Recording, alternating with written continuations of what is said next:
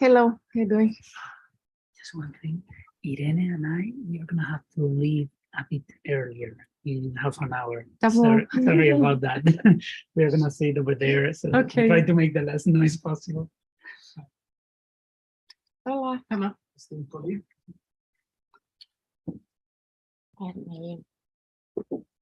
Yes.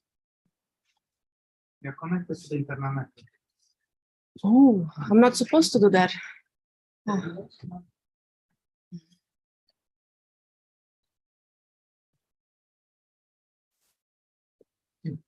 Why are you in the enrichments here as well? No, I'm sorry.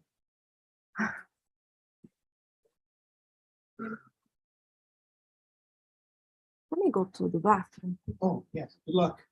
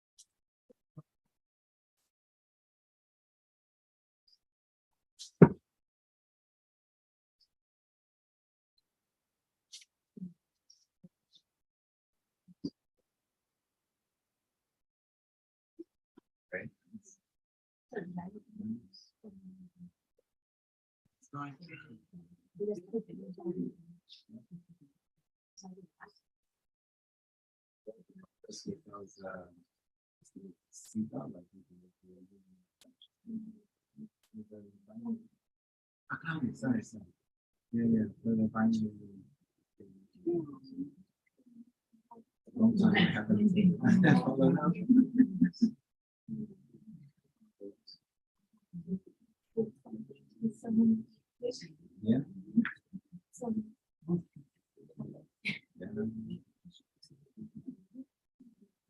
What's the progress generally because you'll be able to constrain the bounds and everything?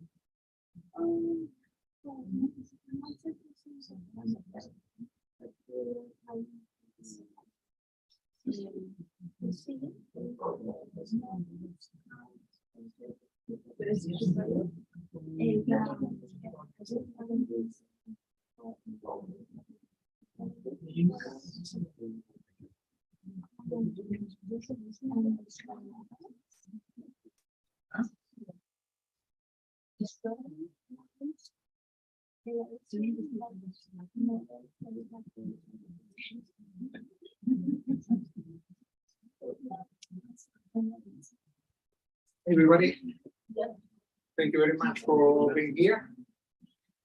Today we'll have a talk by Paula Coelho. Did I pronounce it? Okay. Yes, thank you. So she did the PhD in Sao Paulo. Then she was postdoc in Europe, in France and in Germany, in MPI and in France. And now she will be here for 1 year, as you know, visiting us. So today she will talk about the use of synthetic stellar spectra in population synthesis models. Thank you very much. Thank you. Thanks for the invitation and good morning. Thanks for having me here. I want to talk about a paper that it's just a bit slow.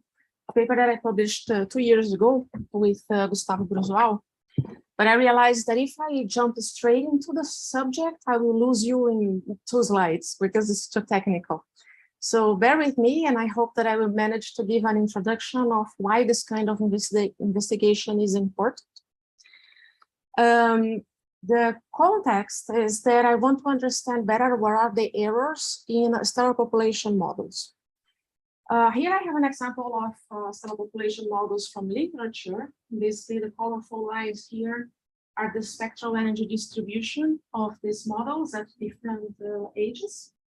And we have here some bullet points which are observed the data overplotted to the models. So this kind of thing, comparing templates to observations, is something that JPass will do almost daily, if not daily. And in the simplest definition possible, I would say that the stellar population models, they are a set of templates which we know how to parameterize in terms of ages, abundances, and IMF at least. But I know this is a very dull definition. So let me try to give you a different context for it. With the current cosmological paradigm, we believe that most of the content of the universe is dark matter and dark energy. Maybe it's true, maybe it isn't. Regardless if it's true or not, the thing is what we observe is light. I would maybe with the exception of gravitational waves, I would say that everything that we observe is light. And we have to answer all our questions in terms of interpreting this light, regardless of what are our science questions here. And the light that we observe is coming from stars, gas, and dust. So either you resolve the stars or you need the stellar population to interpret light. So this is why I would say that we care to understand exactly how well this kind of models will perform, because they are the means through which we can derive age distributions, metallicity distributions, stellar masses, and mass to light ratios, ionizing population, dust content, initial mass function. I would say that nearly everything that we know today in terms of galaxy evolution has been done through the use of stellar population models. Either you resolve stars individually or you use stellar population models. Where do they come from? So I want to give 2 slides, historical background on where this field started. The first one is about Walter Bade, which in the 40s, he made the observations with Malk Wilson, which gave birth to this color magnetodiagram.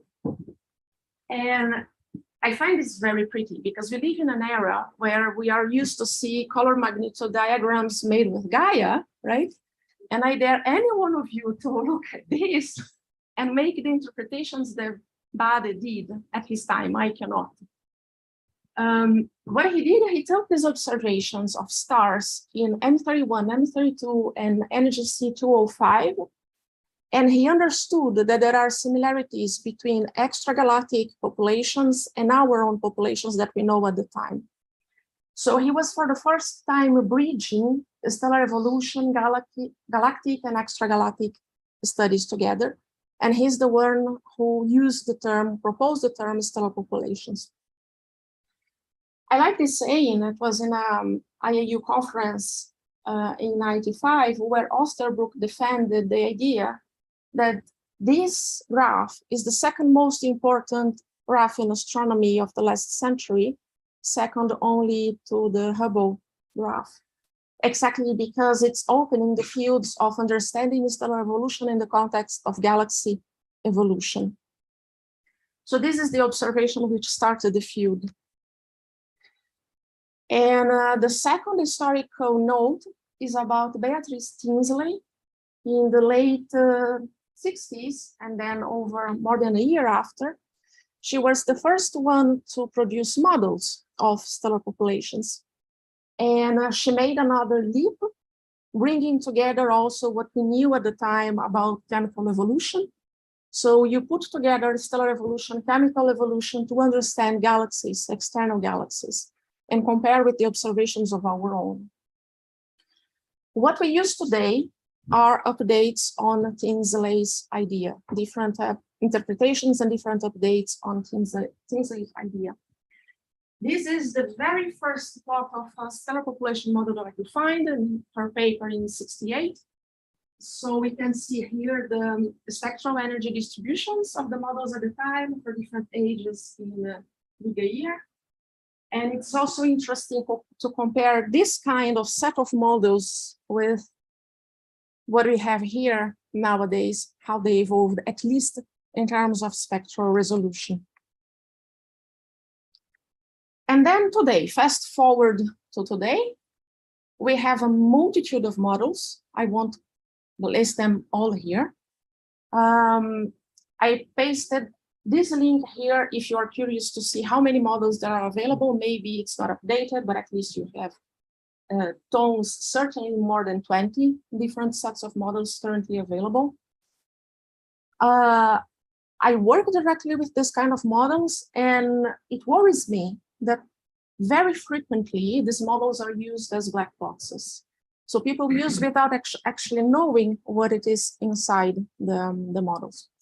There is a very famous saying from a statistician where he says all models are wrong, but some are useful. And I think this is important to remember because it's always dangerous to use models as black boxes, because you will get what you get as a result is directly linked to what you put into the process. Maybe a less pessimistic saying, but it's something that I keep in mind all the time. Gustavo Bruzual said this in one of the talks that I saw from him. A model cannot be better than its ingredients. And I think this summarizes that we have at least to have a sense of what are the ingredients that we are putting into models. In this case, specifically stellar population models. This is valid for any kind of models. So let's then jump into the ingredients of a stellar population model. I want to say that first, there are different ways of building one of these models. I am putting here what I consider to be the most widely used method, which is the isochrone synthesis. And it is important to understand at least the basic ingredients. So this is the simplest possible. You can make a lot of complications on top of this, but this is the simplest possible. We have to start from a combination of isochrones. The isochrones, they encapsulate everything that we know about stellar evolution. So what we know and what we don't know will somehow show up inside the isochrones. We have to make assumptions about the initial mass function. This is a mess. We just adopt something. Oh, I don't discuss the IMF here. I will start with another problem. Both the IMF and the isochrones, they are not visible. They are theory, but they are not observables. So all these predictions cannot be observed. To make this observable, we need to attach them to a library of stellar spectra. It can be spectra or spectral energy distribution. I will use the two names as if it was the same. The moment that you attach this component to these theories, your predictions start to be visible so that you can compare them with observations.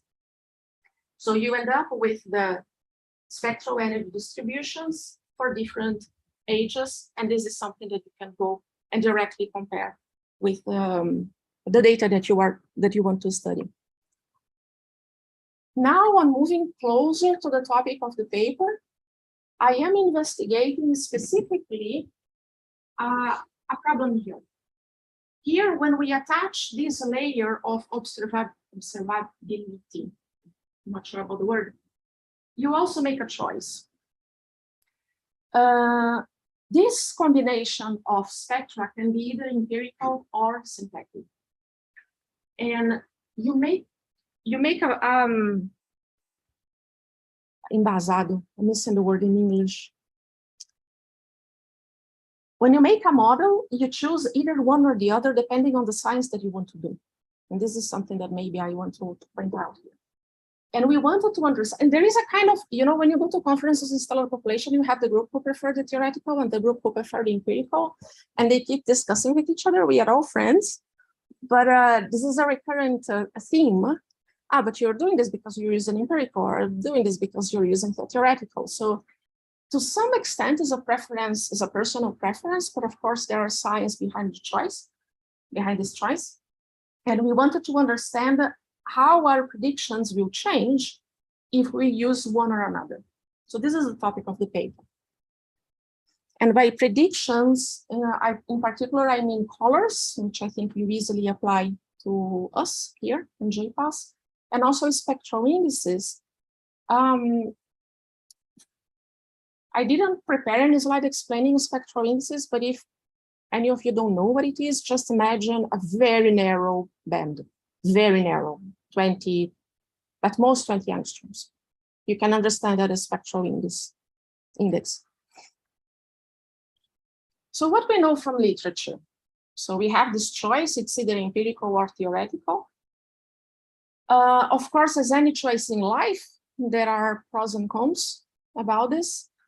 I am putting here what I consider pros, cons, and things which are kind of annoying, but we can work with them. Of course, this is my personal understanding of the topic. In the case of the empirical libraries, the best thing is that, well, the stars are real. Maybe we don't understand them, but if something doesn't make sense, it's because we don't understand them. They are real. You will know much better than me that the observation and the data reduction is not trivial at all. So it's actually very complicated to get observations for this kind of use. At least the flux calibration has to be done at large accuracy, even though we are talking about spectra here. You can explain better than me how this can be complicated, but it's doable. The problem is the coverage of the parameter space in terms of temperature and gravity. I will illustrate this better. Is very bad compared to what we can obtain with theoretical libraries. So we are limited to the individual stars that we can observe in our solar neighborhood. And as much as our solar neighborhood expands over time, it will always be much smaller than the universe. And in the case of the theoretical library, it's kind of the invert. I invert the situation here. The coverage of the atmospheric parameters is whatever the hell I want, basically, because I just input this into the model. But we know that sometimes we have inaccuracies because, for instance, the ingredients of these models may not be good enough. So this is basically where I will try to illustrate the two problems. So I focus on the problems, not exactly so much on the strengths. Please interrupt me anytime if I lose you or anything. So we wanted to understand in the paper 3 questions. So we know that theoretical libraries have uncertainties, have errors in their ingredients, and we wanted to see how much they translate into the models for galaxies. What exactly do I mean by that? So this is a paper of mine in 2014. What I'm showing here in low resolution are spectra of models in black, and in orange, I have stars from Millis. And I group them in different ranges of atmospheric parameters, so basically temperatures and gravities. So when we look at this, we see that the models reproduce to the eye very well the observations. Maybe with the exception of the very cool stars, we start to deviate more from the observations. And this is a different view of this visualization. Here, what I'm doing, I'm plotting in black the mean residual between models and observations, and the orange area is the RMS of the observations. So how I interpret this plot? Whenever the residual is above the orange area, I have a problem in the model. I cannot explain the observations inside the variance of the observations themselves. So this is what I mean, that we know that the models have problems. So here, I would say the problems, not here. We are always inside the orange line. When we reach cooler, here we start having some problems in the UV. And as we go to cooler stars, there are more regions where the models cannot reproduce observations. So this is, I think that this summarizes, okay, we know the synthetic stars have these problems. And this is what we wanted to quantify. The other question that we wanted to address is, now let's take a look at the problem of the empirical libraries. The empirical libraries, they have a very sparse coverage of the AGR diagram. And because, as I said, we are limited to whatever we have in terms of stars in our neighborhood. And this, how is this going to be a problem for us? I am illustrating here what I mean by a sparse coverage. So I have here 2 PF plots, so temperature and gravity. I'll start with this one. The gray area is the coverage of the models. And the black points is the coverage of the empirical library. So we can see here at the solar neighborhood how the models already managed to cover better the parameter space. This range here, which is not covered, are very fast phases of different ages, and some stars which have problematic mass loss. So that's why we don't see them often in our neighborhood, because they are rare. Yet, for the solar metallicity, most of the normal evolution evolving stars will be around this range. So even though it already has a difference, we don't worry that much. When we depart from the solar metallicity, it becomes drastic. So we see that we don't have stars enough in the empirical libraries to cover young metal poor galaxies. So wherever we leave the solar neighborhood, we leave the solar, the nearby universe, models which only take into account empirical stars cannot reproduce young observations at all. And as we go further in higher in redshift, this is more problematic. The third and last question that we wanted to address, I'll show the results all together, but is how uncertainties in the stellar parameters will affect us. Uncertainties in temperatures and gravities. Without, again, entering into too much detail, when I attach this to this, I do it via stellar parameters. So I need to know the stellar parameters to make this combination. And the stellar parameters themselves, they contain errors in the case of the empirical libraries. We assumed, we checked the literature for typical errors in these parameters. And then we wanted to see if we include randomly these errors into the models, if this will change the observation, the predictions or not. So now that I have the questions, how was our strategy to do this? So we go back to our simplest possible stellar population. We fix everything. We have the machinery to compute these models, which is the same code in Bruzual Charlot 2003. We fix the IMF, because at this point we are not studying the IMF. We fix the isochrones. Here we always use Chabrier. Here we were using the Padova tracks, the all parsec tracks, but classically the group of Padova. And it is here where we actually made our experiment. So we used 3 different stellar libraries. An empirical library, which is Meles, super famous, widely used, still the most used in current stellar population models. It's been slowly superseded, but still quite representative. A synthetic library, which is my own, because I wanted to understand very well where the differences were. And we have something here which makes the trick, because here, this has a better coverage, but have problems in the opacities compared to this. So we wanted to isolate the problem. So I have a synthetic library, but it has only the coverage in stellar parameters of the empirical. So between these two, I have the same HDR, which were those black points here. So for those first 2, I only cover the black points.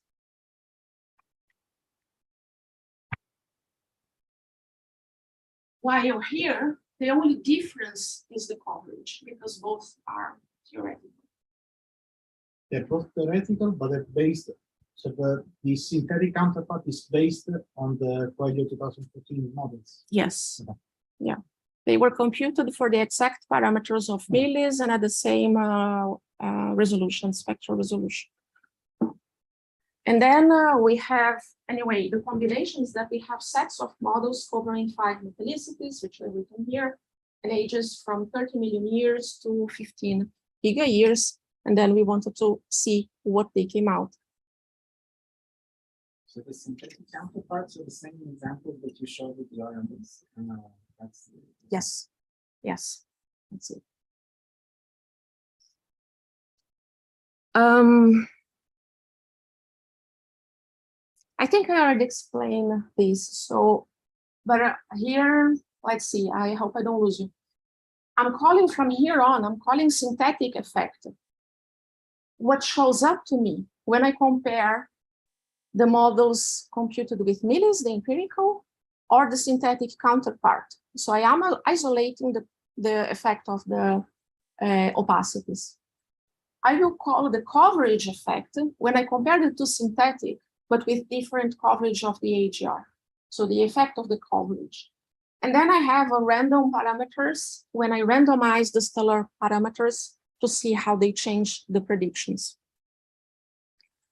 So I have 4 slides with results where I try to combine everything so that I give the results and the discussion together. What is it that I'm plotting here? The x-axis are differences in color between 2 sets of models.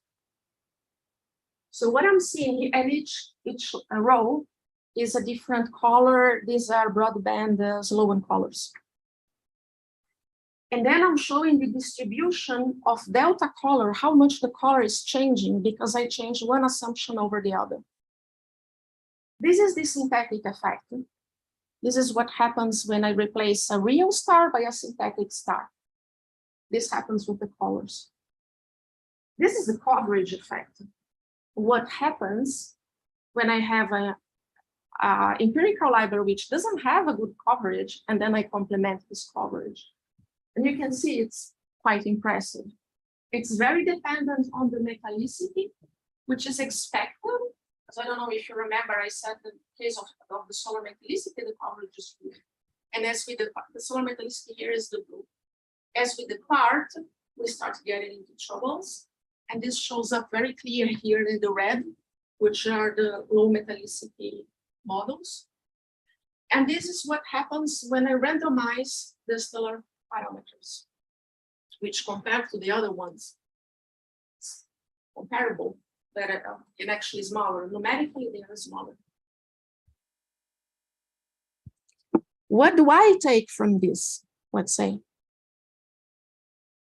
if you are interested in colors, and if you are not bound to the nearby universe, you are better off with a theoretical library, because you don't want these predictions being thrown up and down like this. If you have to choose one source of error, let's be clear here. The 3 sources of errors are there, and we don't really know how to account for them together.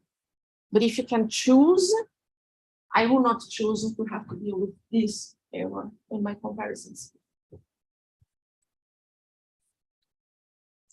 This is another visualization here where I simplified in terms of box plots. Because then here it's easier to see what are the systematic and what are the random errors that these assumptions are introducing. And we have here the coverage effect, where we see that if you introduce actually systematic errors in the blue colors, and you know as well as me, systematic errors are a mess. I mean, you really don't want to deal with systematic errors if you can avoid them. This is really complicated. So whatever uses the U-band, the coverage can be significant.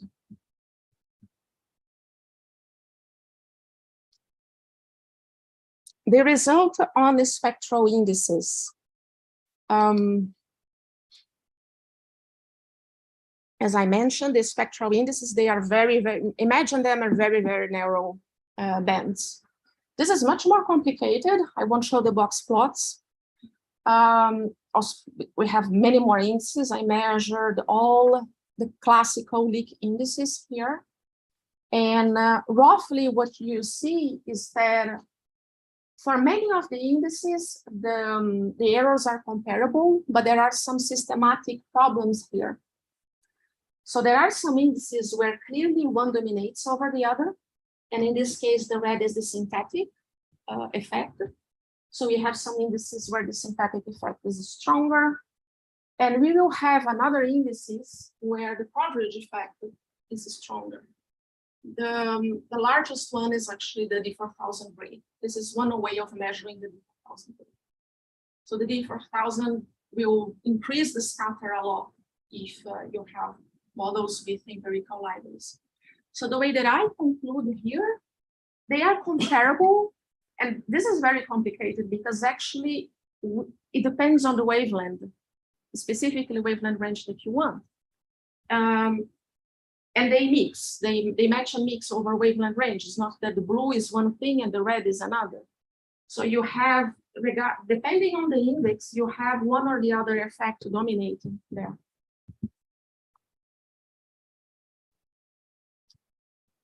And as the final result, I just wanted to illustrate what happens when we use these models in real galaxies.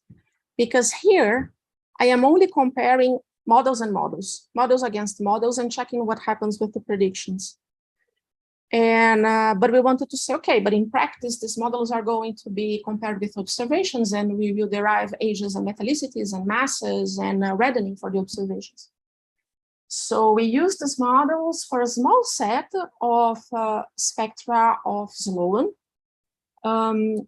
It was the central parts, this sample is dominated by the central parts of disk nearby galaxies.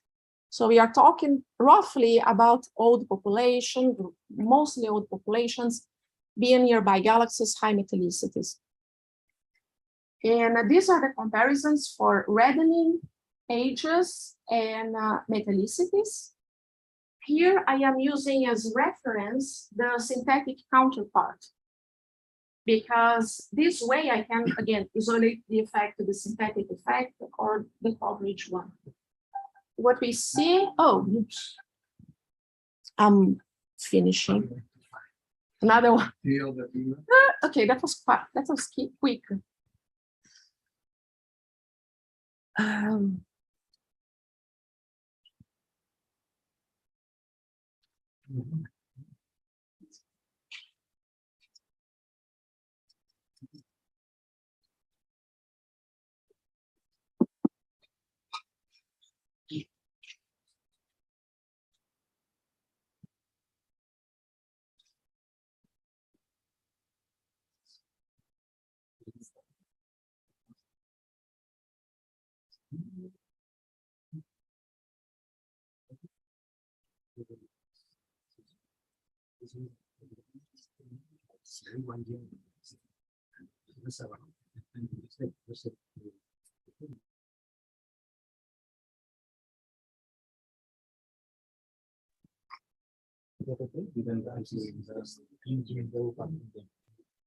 Survive the moment to what even now. It is the 10 minutes before that we were trying the connections. The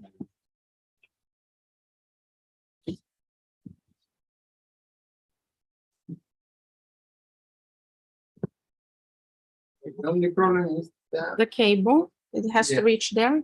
yeah, You have battery. I believe so. And I'm finishing. I have only two. You have a plug behind you. So I will just connect to this, right? Okay.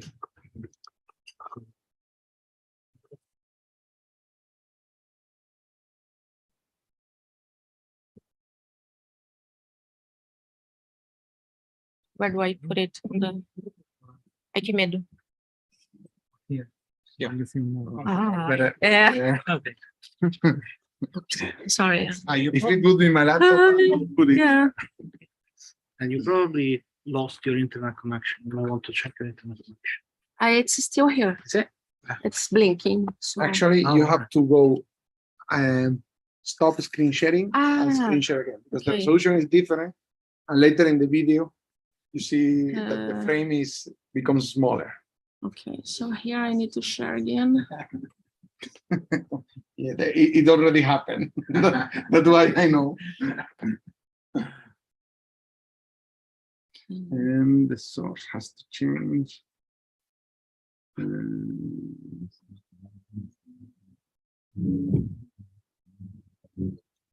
Your screen share is paused.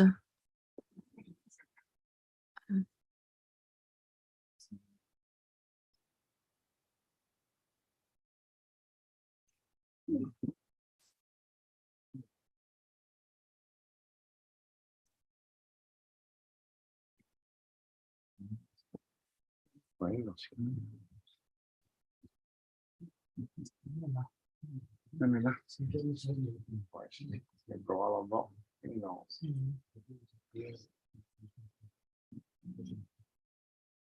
This is what I don't find the keynote here to share. Okay, let's fix this first. Do you see the beamer? No, we can try.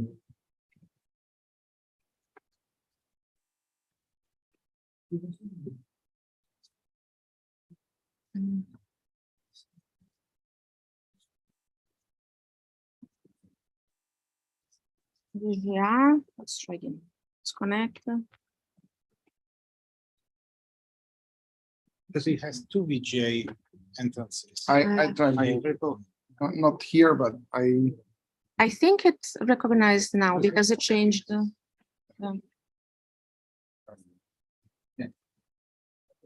Okay, and now we have to fix in Zoom, right? yeah. So you share. You see, this is what I don't You understand. share desktop one. Ah, tá bom. Share. And then I go back here. Okay, just Yeah. check. Okay, online.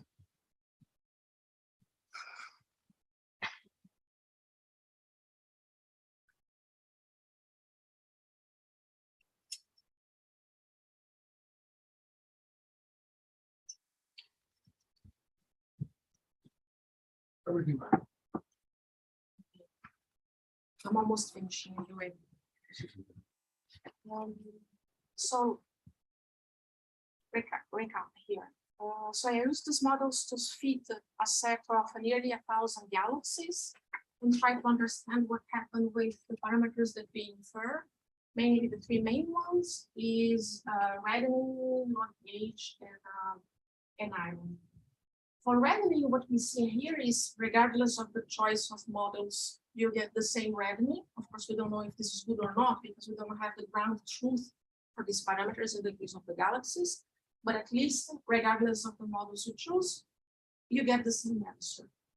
In the case of ages, this gets a bit more tricky. Choosing a synthetic or empirical library doesn't change the ages. So the ages are unaffected by the problems that we see in the synthetic stars. My interpretation for that is that ages are quite dominated by the continuum. And I think that's how the small problems that we see in a specific wavelength ranges will not affect that much. But the coverage effect will cause some problems in the ages, especially around 1 giga-years. This is a log. So we have 1 giga-year here and 10 giga-years here. For the very old ages, we don't see an effect, but for anything away from that, not here, we are talking about a regime where the models are very unreliable. But in any case, we see that we have the empirical libraries, they will subestimate the ages. The problem then, the story gets trickier when we go to mechanicity, because then the situation kind of inverts. The coverage effect will not affect much on average, although it will increase the scatter of the results. While here, what we see is that if you use a theoretical star here, you infer smaller metallicities. So we end up in a situation where do we care more about ages or metallicities? No, ideally we care about both. But apparently, with the current models as we have them, we cannot get both in a consistent manner together. Conclusions.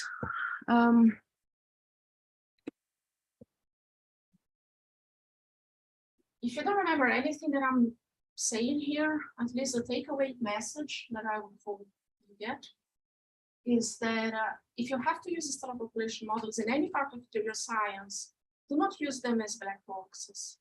At least understand what are the ingredients that you are choosing from. You are making choices there, and these choices will impact the results. So that's the important, really important message. From the experiments that we made, if we care more about color predictions, photometric predictions, with the results that we currently have, I feel safer using models based on synthetic stars because of the better coverage of the AGR diagram that they can follow. If we are talking about spectral indices, I don't know, it gets much more trickier because in essence, it will depend which spectral index you really want for your science. So one science may be better off with one type of model and another with a different one. And I'm still thinking that it is here. We also tested the effect of the random errors in the parameters, and then we concluded that among the things that we tested, this is what does not worry us. This is the smaller of the effects. It's not so when we have systematic errors, but that's a different paper from different group. But at least in terms of the random errors in the atmospheric parameters, that should not be a problem. I mean, we have bigger problems to care at the moment. And if you are using these models to understand the galaxies, at least for a sample of galaxies which are nearby, one source of error will affect more the ages, and the other will affect more the ethnicities, as I was saying. So you have to make a choice. I cannot tell you which model to use for your science.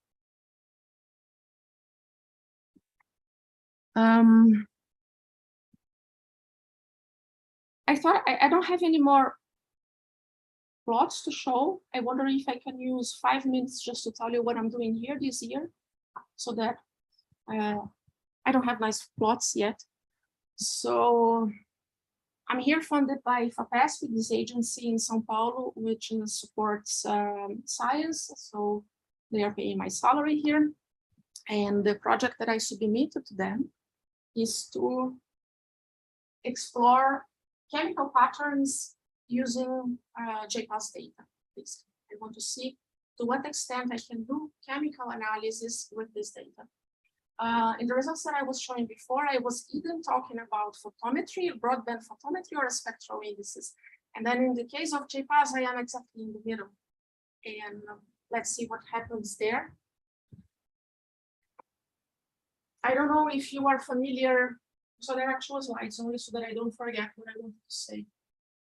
I don't know if you're familiar with the term archaeology of galaxies. It's basically what we are doing in archaeology. We try to derive the chemical abundances, either of stars or galaxies or stellar clusters. But we measure the chemical abundances. From the chemical abundances, we infer the past history of the system. That's why it's called archaeology. We use the current fossil data to interpret the past. And in our galaxy, we do this with stars. And in other galaxies, we do this with integrated light, as I was showing before. But we always use the spectral data because I have to see the iron or the calcium or the carbon or nitrogen. And then my question here, is it possible to expand these studies that so far have been done only with the spectra, but now we have JPAS? Can we use these bands to make this kind of study? And I don't know yet. This is what I'll try to discover. We know that it's possible, at least to some extent, to use photometry for doing that. We have very good cases of HST photometry of galactic globular clusters. They designed a set of filters to identify the multiple populations in the systems, and that's basically seeing carbon, nitrogen, oxygen, and sodium variations. So if you choose the filters wisely, at least some signal you can see, and we will have the whole visible covered in narrowband, and that's what I'm trying to understand. So I want to first predict if we can see these elements both in stars and stellar populations, and if it's successful, my expectation is that some of them will be able and some are not. I see them. The chemical elements that I'm trying here are helium, carbon, nitrogen, oxygen, calcium, magnesium, and iron. Magnesium and oxygen are the famous alpha elements, which is widely used in galaxy evolution to interpret the formation timescales. Helium, carbon, nitrogen, and oxygen as well to some extent is a lot used to study globular clusters because of the problem with the multiple populations. And calcium has a very strong feature, HNK, which I expect to be able to see, and also in the infrared. So let's see. So I'm just starting on currently computing the stars. This is a bit lengthy in terms of time, it's expensive computationally. And then I'll have to start comparing with observations. And if something gets positive, so we see the signal, we'll have to find a method to derive these values from data, and I hope to have help because I don't really know how to do that. And so my idea is first to apply to stars, and then apply to full package of star populations, which means galaxies or extragalactic clusters. That's what I wanted to say. So thanks, and I'm open for questions.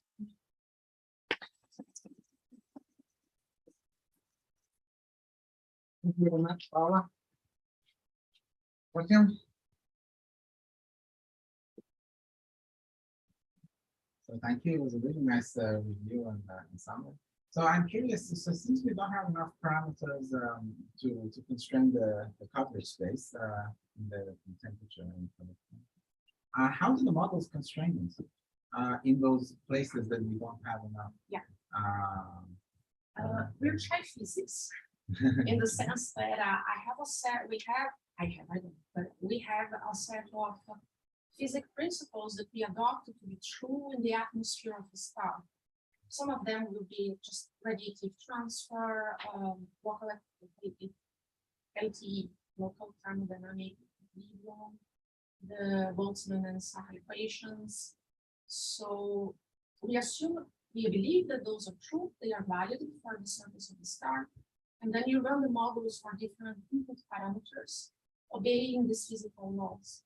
And if they are correct, we get a good match. As we get good matches for, I think I can say for most of the stars, I think we are on the right path. I have shown that, for instance, it gets more complicated when we are going to cooler stars. And that's because some of these assumptions break.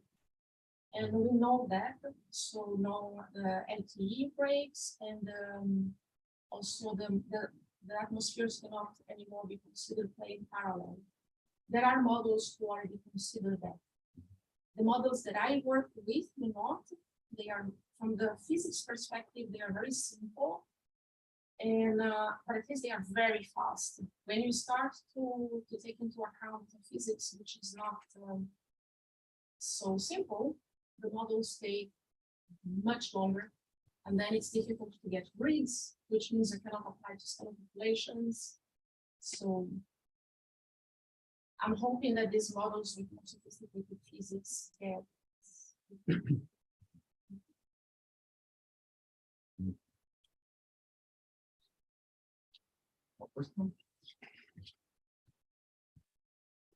I have one.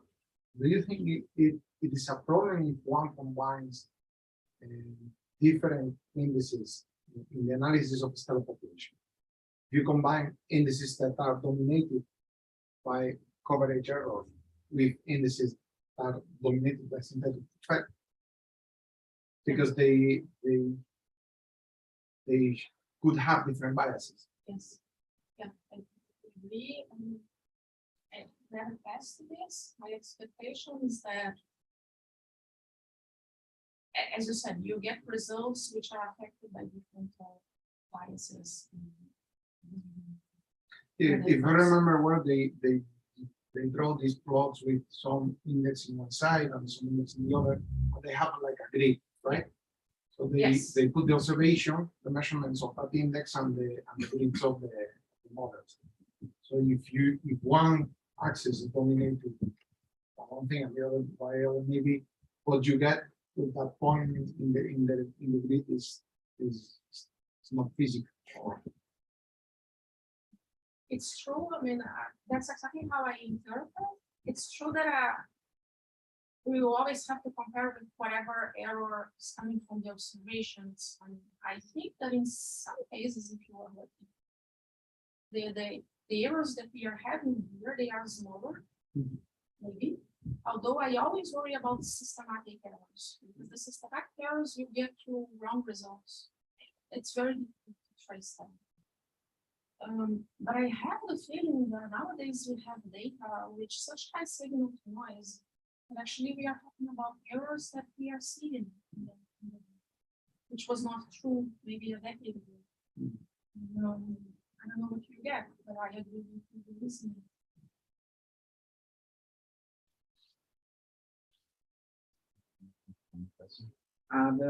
So what type of spectral resolution do you use for good observations? What's given the huge telescopes that we have now, and the good spectral images that we have, why can't we go farther than how far, let's say, away from the sun can we look? Because we have resolved stars like, for example, nearby dwarfs, and yes, but we can't provide the high resolution. What's the limiting factor? let's say Midas has a resolution which I consider medium resolution, which is 2.5 angstroms with half maximum in the visible, if I'm not mistaken. If you want to go to higher redshift, you can still get spectra with this resolution for stars. I don't know myself if the problem is through the spectral resolution or the spatial resolution, because we still need to resolve stars. And if you resolve, you still need at least, I would say, this resolution. So that, let's say, at this resolution, we are sure we can do archaeology, for instance. I don't have a number. Someone who is more observational skill. I have a feeling that would be to take 2.5 angstroms spectrum. 2.5 for the full phenotypes. Yes. So That is resolution 6000, right? that's the 9. That's Yeah. roughly resolution 6000, lambda over delta lambda. Resolution 6000 is actually that's like almost news That's- resolution, and we have with the Muse is significantly less. No, Muse is half of it. No, now it's let's say weave. The high resolution of weave is significantly higher than that, and weave is going to have a stupid amount of. But weave has we have this beach small coverages Invaluable. in wave. and it's aperture huge. The sky is like 1.5 seconds. Yeah, but what you want is a lot of stars, right? A lot of stars in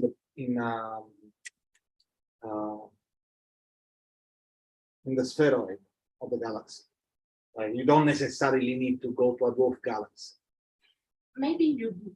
Depends a lot on the, again, it's difficult to say, because if you are talking about the spheroid of the galaxy, you are implying a selection function where population is old and healthy. But if you need something with a different chemistry, which for instance in the dwarf galaxies, then you need to reach the dwarf galaxies. Top So of my head, this is something that with VLT is not particularly difficult. Yeah, exactly. up to Magellanic Clouds, trivial. Some dwarf galaxy, possible. I'm thinking of giraffe. Well, Although Now, giraffe is going to stay around for a while. It's going to stick at. I'm getting confused. If giraffe is going to die in a few years from now. Uves is going to stay around forever. Sorry. But also we have to reach, this has a very high resolution, but we have to reach quite faint stars because otherwise we are just resolving the giants. And with only the giants, you don't do the population. And you then have to go quite down in the main sequence. And then we Europeans are going to have the ELT. And the mosaic is going to do that basically.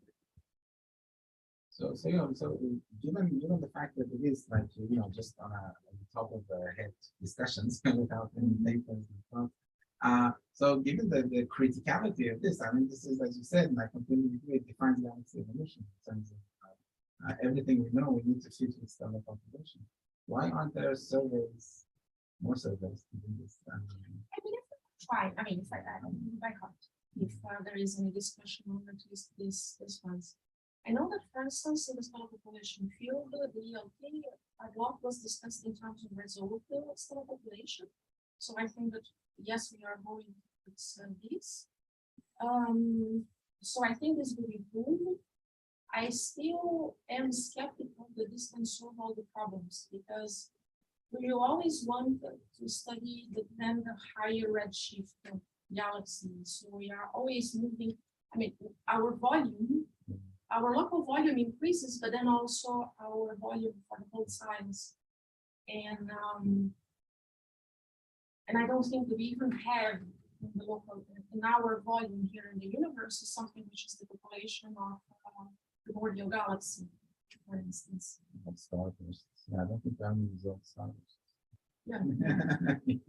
We're starting to get into that. So. But I'm super in favor of those observations being done. And the problem is stars with metallicity -3, -5.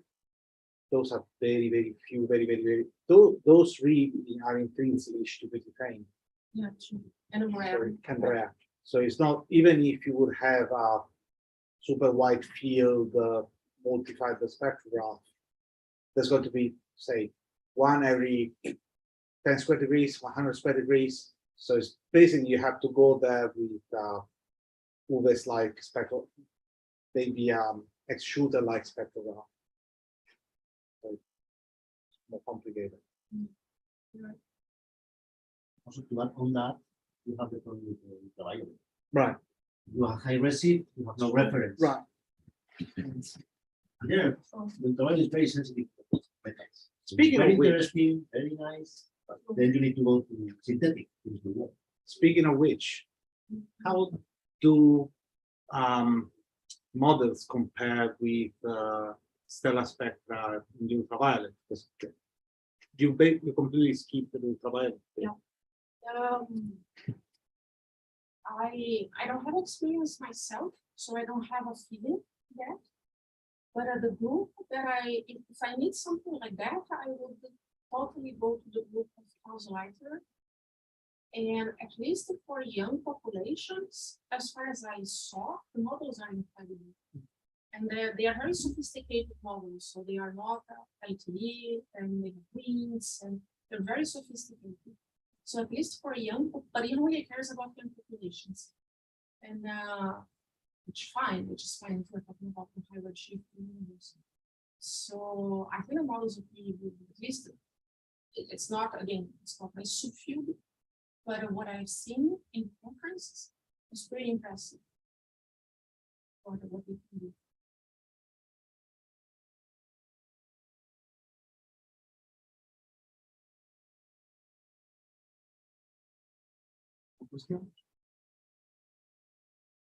Stop. Thank you again, Paula.